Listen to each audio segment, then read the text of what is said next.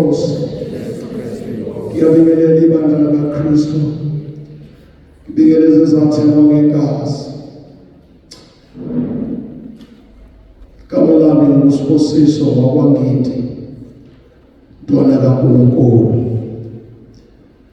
Akudeke ekhaya mangina. Kukhona lapha nje ngaphesheya endaweni elizwa ukuthi kwaXhobo. Ngumntwana kaNkulunkulu. Ngisaba-ke bazalwane ngoba manje kuzokala ungathi mina ngeke ngizokhuluma into ehlukile.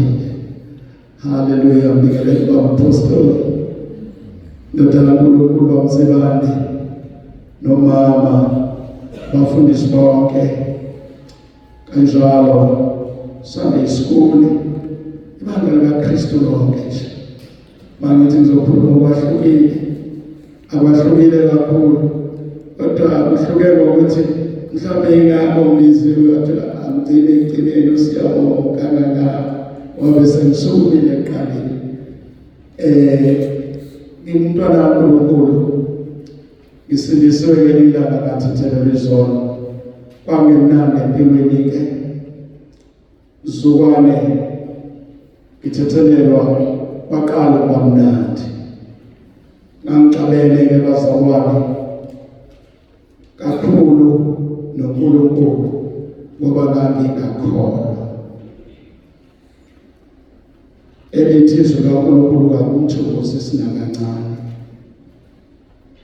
ukungakholwa komuntu. Ngamanye amazwi bazalwane, mangithi ngizokhuluma okuhlukile, ingakho mhlawumbe ngisuke ekugcineni kungenxa yokuthi ubaba uMsibane usefana nje nobaba wami enkosini. Hlehle selokhu sahlangana nalo mntwana lo siyabonga eshada. uNkulunkulu wayenamacebo oba ngimkhumbula njalo ngibuze njalo, usaphila ubaba uMsibane na? Mangibona nje siyabonga, usaphila ubaba uMsibane. Sahlangana nendoda kaNkulunkulu, saxhumana kusukela ngalelo langa. Nami sengiyafana nasendaweni kaJehova ubaba uMsibane ngala. Awufani baba. Haleluya. Ingowakhona. Mangithi ngizokhuluma ngokuhlukile phela ngoba mina ngisebandleni le-fix and repair, kodwa ngisebenza nabo bonke ngoba anginalo ibandla likaKristu. Njengoba ngisho ukuthi nami ngisentabeni kaJehova ngoba kuyabonelelwa mina.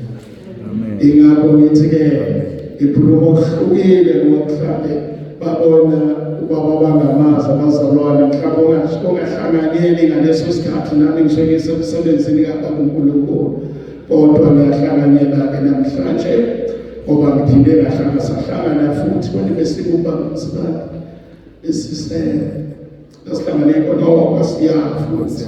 Yebo, Nkosi yami, ngisho ukuthi ukukhonza abazalwane ngikhona nakwabaphumula. Ngiyamthanda kakhulu uNkulunkulu. Angihambi-ke ngedwa, ngihamba nami newele lami nantshela umama wami, umama uNgidi. Sukuma mama, babone ukuthi cha indoda kaNkulunkulu nayo iganile. Nkosi yami, nami ngifishane kunami ngimthandela ukuthi ngifishane. Ayibonge Inkosi, bakhona-ke nabazalwane sihamba nabo sizohlanganyela, noma-ke ngakababoni bonke kodwa benginenile nababa apostoli.